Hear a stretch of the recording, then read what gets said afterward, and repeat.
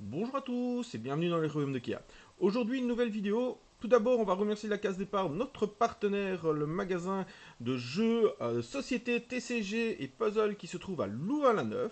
Voilà, n'hésitez pas quand vous allez leur dire bonjour, de dire bonjour de ma part aussi, donc de la part des royaumes de Kea. Aujourd'hui, on retourne dans le monde merveilleux de Star Wars avec une petite display de la saison 3, Crépuscule de la République.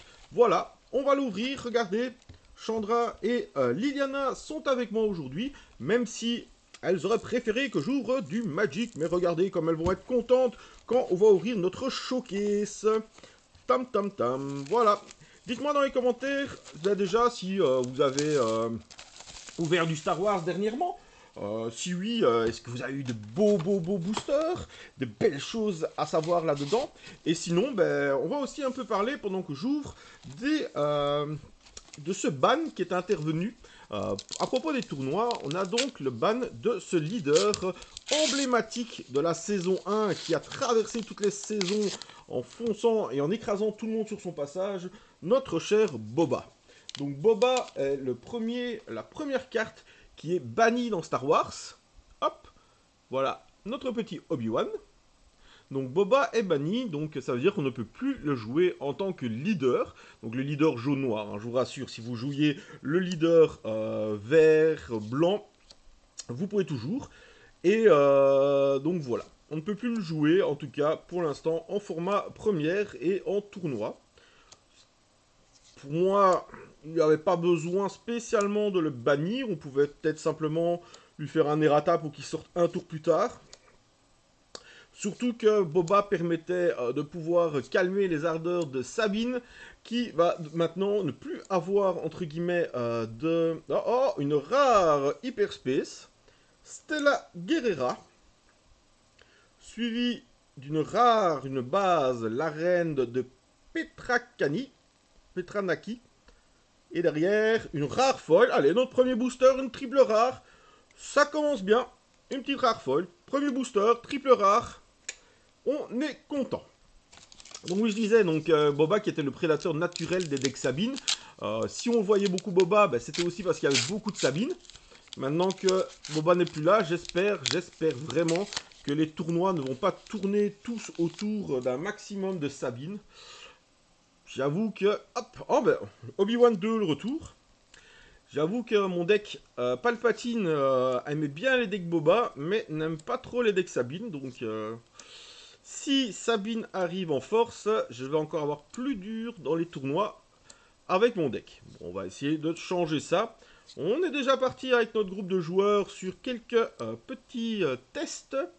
Parce qu'on va bientôt participer à un tournoi en 3 contre 3. Donc ça va être assez fun. Même si... Oh, première légendaire, clone. Ouh, une des excellentes légendaires du set. Donc ça c'est très chouette. Un bon premier hit en légendaire. Assez content. Ma première légendaire, et vraiment, c'est une excellente légendaire. Donc je disais, même s'il y a pour moi dans le tournoi, il y a un petit peu trop de restrictions, mais ça peut être marrant. Donc, comme restriction, on n'a pas de mais. Donc, comme restriction, en fait, on ne peut jouer, donc soit côté je vais dire les gentils ou de l'infamie. Hein. Je sais plus comment les gentils se nomment encore. Moi, je suis quelqu'un de l'infamie. Et donc, on peut jouer que des personnages qui ont la force, des héros qui ont la force. Et nos personnages ne peuvent pas avoir la même de base seconde, voilà, seconde couleur. Donc, on peut choisir la base qu'on veut, mais de base, si par exemple, je prends Palpatine, qui est vert-noir, je ne pourrai pas, enfin, mes deux collègues ne pourront pas prendre, par exemple, Doku, qui est vert-noir aussi. Donc, ça va être un peu plus compliqué, mais ça risque d'être chouette quand même à se casser la tête pour faire les decks. On verra ce que ça peut donner. Et derrière, j'ai une rare Rush Clovis, qui a pour 4 mana, c'est une 3-5 Red 2. En attaque, si le joueur défenseur ne contrôle aucune ressource redressée, on crée un droïde. C'est pas trop mal. Et une commune foil. Donc voilà. Donc dites-moi si jamais vous participez à ce tournoi, on pourrait s'y rencontrer, n'hésitez pas. Hop là. Donc par exemple, ce personnage-là, eh ben, on ne peut pas le jouer. Pourquoi? Parce qu'il n'est pas de la force. Donc voilà, donc je trouve que le double... j'ai envie de dire le double... comment on dit ça? La double restriction et personnage force et avec on peut pas jouer les mêmes couleurs, ça c'est quand même très très dur et très restrictif niveau héros. Hein. S'il y en a deux qui choisissent leur héros, le troisième est presque obligé de prendre celui qui reste. Et il n'y a pas vraiment de choix, j'ai envie de dire. Donc c'est un peu dommage, mais il y a moyen qu'on aille bien s'amuser. Ventress et derrière une rare Stella Guerrera de nouveau et une commune. Allez. Par contre, pas trop de double s'il vous plaît. J'ai déjà beaucoup en Star Wars, donc pas trop de double. Il y a encore des choses que je n'ai pas. Ouh, j'ai presque cru que c'était une... Ah, on a une hyperspace. Padmé Amidala en hyperspace. Alors effectivement, beaucoup de gens disent « Ouais, mais elle ressemble pas à Padmé ». Alors effectivement, elle ne ressemble pas à l'actrice. Maintenant, peut-être qu'ils n'ont pas eu les droits de l'actrice, hein, mine de rien. Hein, ou simplement, ben, ils ont pris plutôt la Padmé des comics. Donc voilà. Évidemment, beaucoup de gens n'aiment pas l'esthétique des cartes Star Wars, ce que je trouve déjà dommage, parce que déjà, l'esthétique, bon, c'est ce qu'il est, mais il est très chouette. Et deuxièmement, ben, faut qu'ils essaient le jeu, parce que c'est le meilleur jeu de cartes. Ouh, une légendaire. Ouh, un Dark Maul, deuxième meilleur légendaire du set. Ok, donc là, on a deux légendaires, les deux meilleurs légendaires du set. Nickel Chrome, bah dites donc... Et un commandant Cody foil. Bah, les légendaires, elles y ont. Hein. C'est trop bien ça. Donc voilà, on me pose souvent la question quand je vois des gens pour... oh, encore une showcase. Encore une full art. What tambour. Quand on me demande, oui, est-ce que tu préfères la saison 3, la saison 2? Alors franchement, la saison 2, c'est la saison qui m'a le moins hypé. Pourtant, c'est celle que j'ai acheté le plus de cartes. Au départ, je pensais vraiment que la saison allait me hyper dans les petits trucs qu'ils ont montrés. Et au final, c'est celle qui m'a le moins plu dans le jeu. Et pour l'instant, de ce que j'ai essayé, la saison 3, par contre, est vraiment très chouette. Par contre, je trouve quand même dommage que pour l'instant, en tout cas, rien ne vaut la saison 1. La saison 1 est vraiment... Encore une légendaire. L'invasion de Christophe VI. Valorisation 4. Alors, valorisation, pour ceux qui découvrent et qui ne savent pas, c'est une capacité qui fait qu'on peut sacrifier des créatures. Donc là, jusqu'à 4 créatures pour payer à chaque fois 2 en moins. Donc si on le fait, ben, ça veut dire qu'on va faire 8 en moins. Donc le sort coûtera pour 7. Choisissez un adversaire et vous détruisez chaque unité qu'il contrôle. C'est vraiment pas mal non plus. Et ben, on a déjà nos 3 légendaires. Allez, toutes les prochaines légendaires, c'est du bonus. Dites donc, est-ce qu'on aurait enfin de la chance en Star Wars? Oh là là, ce serait bien la première vidéo de... Oula, j'ouvre n'importe comment ce booster. Tout ça pour retrouver le vice-roi Gunray. Le méchant. Enfin, un des méchants, enfin, si on peut appeler ça un méchant. Il s'est bien fait... fais le focus, toi. Voilà. Il s'est bien fait avoir par notre empereur à tous, l'empereur Palpatine. Donc voilà, je disais, pour moi, rien ne vaut pour l'instant la saison 1. La saison 1 était vraiment... Enfin, tout, les sorts, les unités, tout était vraiment bien. On avait des choses iconiques, tout. Même si ici, ben voilà, par exemple, moi je suis en plein dans Clos Noir et Savage Opress, il est vraiment cool. Mais ça manque d'un petit truc dans les règles, je sais pas. Voilà. Certains membres de ma team, un peu rare, la main invisible, disent aussi beaucoup, et je crois que je suis d'accord avec eux, il manque un peu de suite, en fait, dans les cartes. Donc, par exemple, il y a que certaines capacités de la saison 2 qu'on ne retrouve plus du tout. Il y a certaines capacités de la saison 3 ben, qu'on découvre complètement. Et en fait, ça serait été bien qu'il y ait des continuités pour améliorer certains decks. Ah, le voilà. Le voilà, notre maître à tous, s'il vous plaît. Je voudrais un tonnerre d'applaudissements dans les commentaires. Car le chancelier Palpatine vient d'arriver. Et regardez bien derrière. Hop, je le retourne. Dans le bon sens. Et on a Dark Sidious qui vient d'arriver.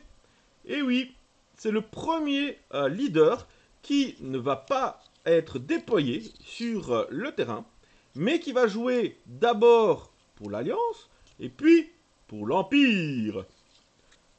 Mettez là, hashtag musique. Tan, tan, tan, tan, tan, tan. Voilà. Crystal City, l'escadron de Vulture. Donc voilà. Donc ici, on va découvrir la valorisation comme nouvelle. Voilà, qu'on voit. Hein, je vous ai expliqué comme nouveau thème. On va avoir aussi une autre qui va être plus jouée du côté des clones, qui sera. Hop. Dès que je vous la vois, je vous la montrerai. Petite réédition. Parlementaire lésé. Assassin indépendant. Esprit créatif avec l'apparition des soldats, des tokens, des jetons clones et des jetons druides qui permettent par exemple de jouer cette 7-6 pour 4 mana uniquement, ce qui est 4 énergies, ce qui est vraiment pas mal. Qu'est-ce qu'on va avoir derrière? Hop, sport sanglant, hop, Soulless One, et derrière, rare, masse, Ameda. Ok, et une rare, une foil classique. Allez, on continue. J'aimerais bien savoir un peu votre avis dans les commentaires. Quelle édition est-ce que vous préférez? Il y aura aussi comme autre débat qu'on pourrait avoir dans les commentaires avec vous. C'est à partir de la saison, que je dise pas de bêtises, la saison 4. Donc le papa du banni, Django Fett. À partir de la saison 4, on va avoir maintenant aussi des boîtes collector. Donc pour ceux qui ne savent pas ce que c'est comme un Magic. Un Magic, quand une édition sort, vous allez avoir des boîtes classiques, des displays classiques, et des displays collector. Ouh, trop joli ça par contre. Hop, les displays collector, eh ben, c'est une display qui va avoir dedans... Après, je ne sais pas comment ils vont faire ça, mais en tout cas chez Magic, c'est que toutes les communes et les Unco de chaque booster sont foil, et vous avez plus de rares et plus de légendaires, des mythiques, en textless, foil, un malveillant, c'est bien aussi ça. Donc voilà, donc ça peut être intéressant. Qu'est-ce qu'ils vont nous faire aussi? Comme une Inco full foil. Et est-ce qu'on aura des plus de rares hyper space, hyper foil et tout ça? Donc peut-être un peu plus de chance d'avoir des showcases dedans. Donc ça peut être intéressant aussi. Bon, ma caméra là. Voilà, merci. Voilà, débordement. Non, c'est toujours pas celui-là. Je vais y arriver à trouver la prochaine règle. Hop là. Tout cela, on les connaît déjà. Hein. Si vous n'avez pas encore regardé mes anciennes vidéos sous les ouvertures, hop, la valorisation qu'on a vue. Hop, toujours pas ça. La Runaco, Jessie. Hop, comme rare, on va avoir malhonnêteté entre voleurs. Et derrière, on va avoir la première hyperfoil avant-garde obéissante. Roger, Roger. Hop là. Bon, ça s'est un peu calmé là. Hein. On a eu notre 3 légendaires directement. Mais là, on va dire que ça s'est un petit peu calmé tout ça. Alors, hop là. Ah, Quillan Vos, que j'aime bien, hein, Quillan Vos.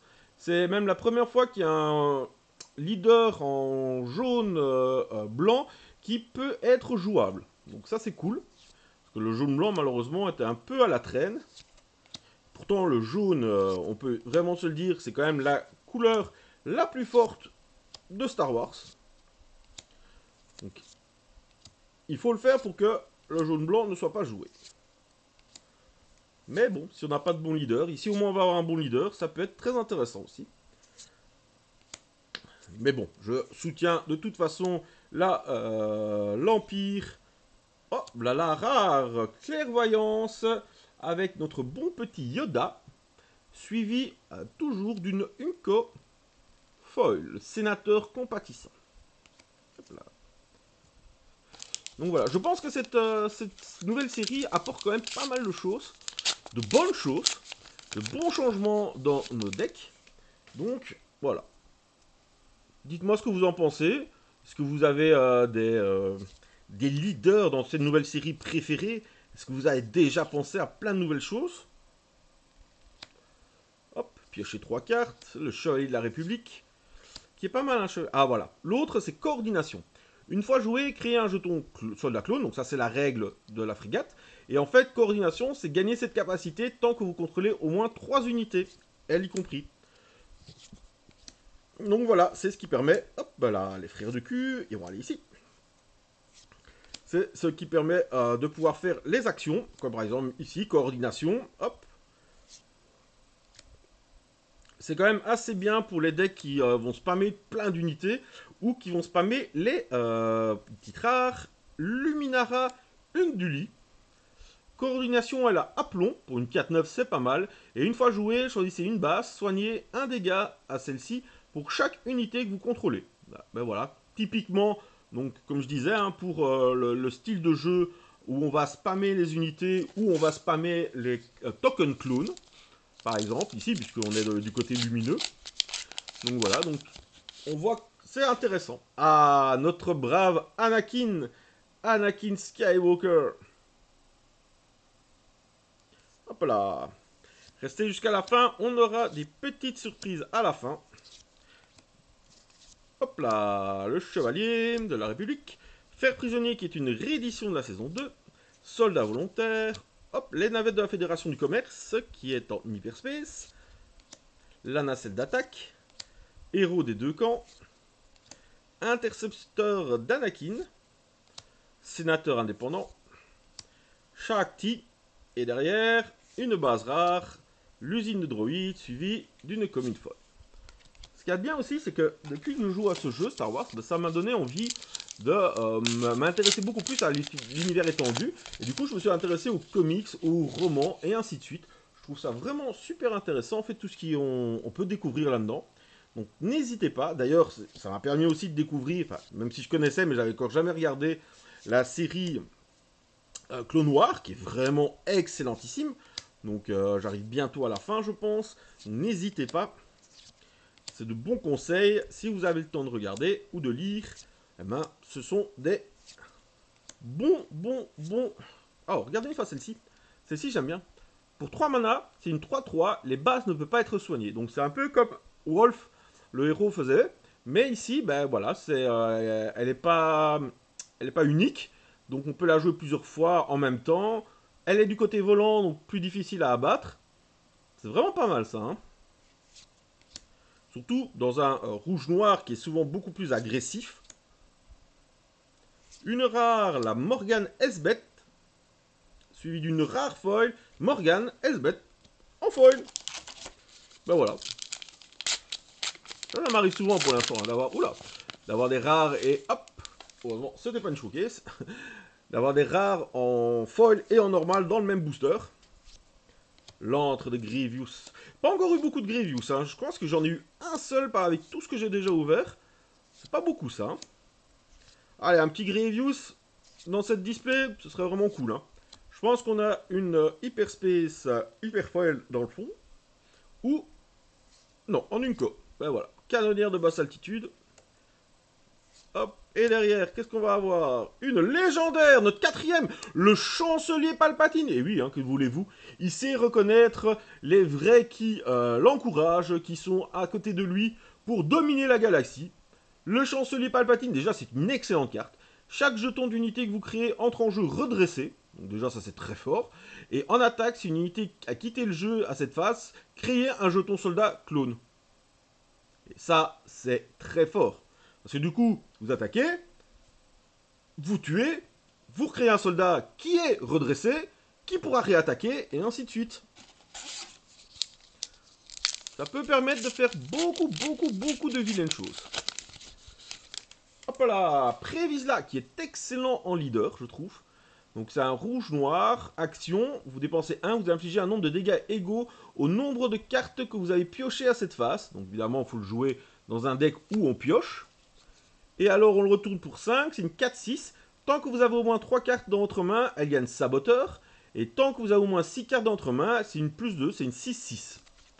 Alors il faut effectivement faire un deck autour de lui, hein, clairement. Mais je suis sûr qu'il y a moyen de faire quelque chose de très fort et très chouette. Encore une petite commune hyperspace, l'escadron de chasseurs de tête, l'escorte Wolfpack, la pression politique aussi, hein. Très chouette carte, je vous avais montré lors d'autres ouvertures.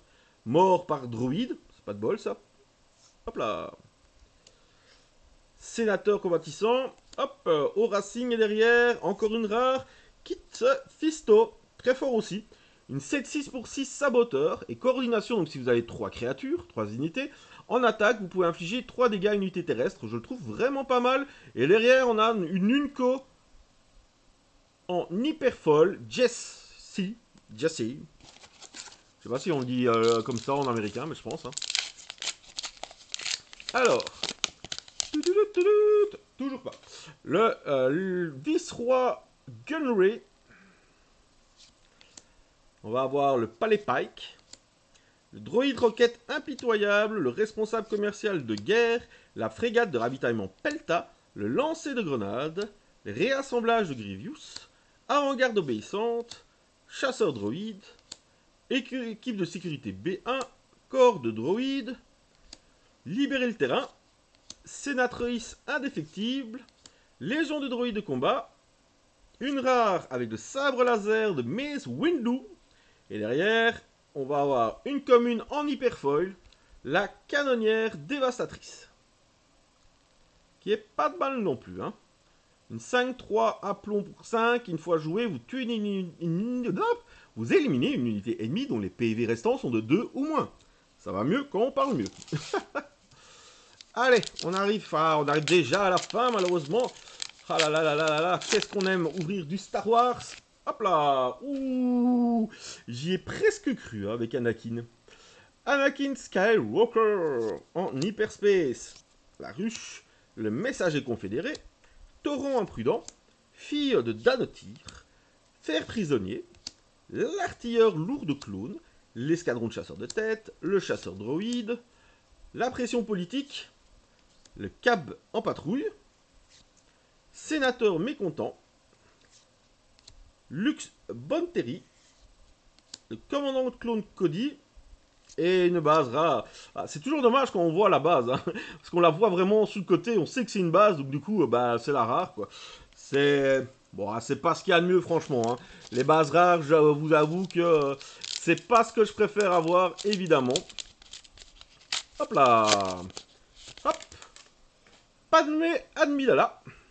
Encore. Eh ben, on va l'avoir souvent, hein, Padmé. L'antre de Grievous, toujours avec l'antre de Grievous, hein. On ne sait pas ce qu'ils font à deux, ces deux-là, mais... Le chasseur subjugant, le raid audacieux, canonnière. D'ailleurs, en parlant de Grievous, on l'a toujours pas vu, hein. Est-ce qu'on le verra? Aïe, aïe, aïe. Ce serait bien, hein. Attention, l'autodestruction, très chouette carte, hein, très marrante. Éliminer une unité ennemie à ennemi, dans ce cas, j'ai 4 dégâts d'une unité, je trouve ça marrant. Faire prisonnier de guerre et... une rare Memphis Nest, suivi d'une rare foil clairvoyance, grâce à notre ami et maître à tous, Yoda. Hop, on continue, on a presque fini. Hop là, ouh, le leader Maul, qui est pas mal non plus, hein, comme on est attaqué avec une unité, elle gagne débordement. Déjà, ça c'est très fort. Hop, et pour 6, c'est une 6-6 débordement, et toutes vos autres unités ont débordement. Tout simple. Il ne faut pas vraiment se casser la tête. Hein. Des choses simples, ça fonctionne très très bien. L'officier tactique de la République, la corvette sénatoriale, le blaster de poche, la 41e corps d'élite, hop là, le garde de Coruscant, la jolie hyperspace du droïde hargnier, pourchassé, cab en patrouille, plongeur de combat clone. On commence les Inco avec l'amiral Trench, le Weta Sprite W1, résistance audacieuse et derrière, une rare avec démasquer la conspiration, suivi d'une commune foil. Hop là. Il nous reste 3 boosters pour la fin de cette display. Hop là. Le Comte Dooku nous apparaît. Comte Dooku, très chouette aussi. Si vous avez une petite... comment dire? Une petite... Oh, j'arriverai à parler à moi un jour. Un petit deck séparatiste, c'est vraiment pas mal. Hein, pour... Elle gagne valorisation 1, donc si on sacrifie, on peut, hop, du coup, payer moins cher. Et après, c'est une 5-9 qui sort à 7, par contre. Débordement, et en attaque, votre prochaine carte séparatrice vous coûtera 3 de moins, enfin 6 de moins, puisque vous pouvez sacrifier jusqu'à 3 unités pour pouvoir payer moins cher votre prochaine unité. Et je vous préviens, au tour 7, généralement, les unités d'infamie, elles commencent à être vraiment fortes. Hein. Hop, ça veut dire pour moins 6, pour 3, pour 2 ou 3, vous payez... Ah, j'ai oublié le nom. Honte à moi. Honte à moi. Le Rentless, par exemple. Et le vaisseau bleu, très très fort, que j'ai oublié. Bravo. Alors que je joue 3 fois dans mon deck, hein, ville que je suis. Ouh, une rare hyperspace. Malheureusement, c'est Finn. Personnage que je n'aime mais pas du tout. Suivi d'une autre rare, ça c'est normal. Finn aussi. Si une rare folle... Ah non, une Unco folle. J'allais dire, s'il y a rare folle Finn, au secours, quoi. Pour moi, c'est le booster de la terreur, quoi. Autant j'aime beaucoup la trilogie, la dernière trilogie, autant ce personnage-là, dans cette trilogie, je le trouve totalement inutile. Alors, Anakin Skywalker, Sundari, guerrier drone, sagacité stratégique, officier de la série, canonnière dévastatrice, garde de Coruscant, lancer de grenade, délégué accommodant, corps de droïde, soldat clone de phase 2, Magna garde calculateur, canonnière de basse altitude, Zero le Hut, derrière une rare avec la défense de Camino, suivi d'une commune, hop, la déléguée véhémente. Et on va passer à notre tour... Ah non, haha, je vous ai eu, il en restait 2. Je n'avais pas bien vu. Allez, ça nous laisse de l'espoir. Est-ce qu'on va avoir notre cher Doku? Hop, ici on a déjà Maul.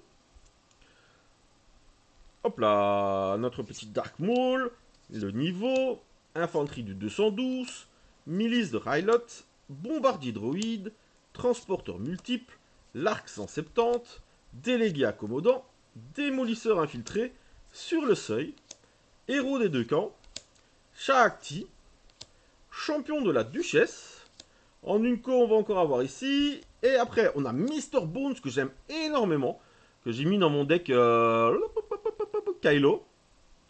Et derrière, hop là, chasseur d'élite P38. Et dernier booster, on a déjà 4 légendaires, hein. Mais il y a plein de gens qui ont des boîtes à 5 légendaires, j'aimerais bien aussi. Avec un petit légendaire Grievous là qui arriverait, ce serait vraiment parfait. Déjà, pas de showcase. Je l'avais pas appelé pour une fois. Hein. Je me suis dit peut-être que si je l'appelais pas, elle viendrait. Ben non. Pas de belle surprise du coup, hein. Qu'est-ce que vous voulez? Surtout que j'en ai vu quand même beaucoup qui en sortaient dans cette édition-là, hein, donc j'espérais aussi pour moi. Hop. L'assassin indépendant, le droïde, l'esprit créatif, libérer le terrain. Hop. Attention, attention. Est-ce qu'on peut encore avoir une belle surprise? C'est toujours une Unco. Non, c'est une rare. La guerre des clones. Ah ben, c'est éponyme. Hein. Suivi de... Unco. Voilà. Ah ben on va quand même pas trop râler parce qu'on a quand même eu 4 légendaires et pas des moindres, hein, parce que c'est quand même les légendaires, j'ai envie de dire, parmi celles les plus recherchées. Donc notre chancelier Palpatine à nous. Hein. On va avoir... Hop, hop, hop, hop, hop, la défense, l'invasion de Christophe VI. Un Dark Maul. Très bien. Et la dernière au début, où on a eu... Où est-ce qu'il est? Clone. Donc voilà, 4 légendaires. Eh bien, ce fut une jolie dispute. Je vous dis à bientôt. Hein. N'hésitez pas à me partager dans les commentaires vos decks, vos cartes préférées. Voilà. Je vous dis à bientôt et surtout, amusez-vous.